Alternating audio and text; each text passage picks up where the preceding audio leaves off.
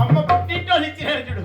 ఓహో ఆ గరగబడి ఇచ్చిన చాలు దాంతో కొని చెవుడా. అవునా?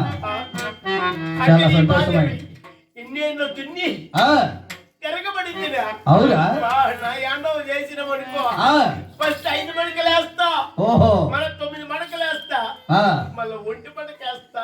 లాస్ట్ లో అది ఏం పంట పెడతావు? ఏం పంట పెడతానా? ఏం పంట పంట పెడతా కానీ అదే అలాగే. అయితే ఆలస్యం ఎందుకురా? చేతుల వద్దకు వెళ్ళావు. 7 మంది కుమారులు ఉన్నారు. 6 మందికి చేతులు చేయడానికి మరి పాటుకోడలు ఉన్నాయి.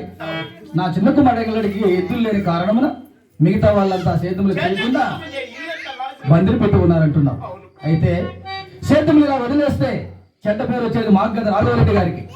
అయినా రాఘవరెడ్డి కుమారులు చెడిపోతున్నారంటే మన పల్లి వాళ్ళంతా నవ్వుతారు కదా.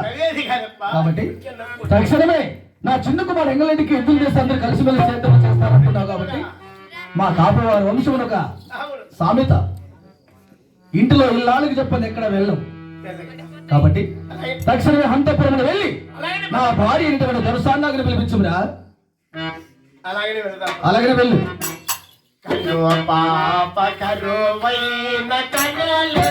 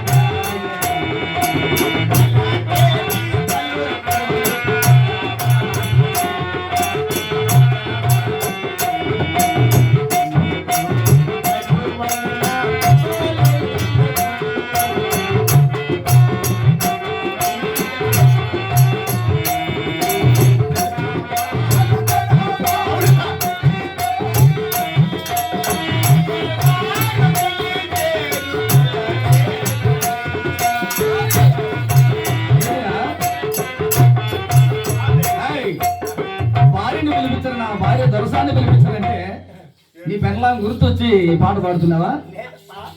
ఆధార్ కార్డు ఎత్తుకొని వెళ్ళిపోయింది ఫ్రీ బస్సులని. నా భార్య అద్దాల మెడలో ఉంది, పిలిపించావు. ఈ కాలం ఎట్లంటే ఎవరు పెంగళామని వాళ్ళే పిలిస్తేనే పద్ధతి. నీకు చెప్పినానా ఏదో ఒకటి పొరపాటు చేస్తావు. అది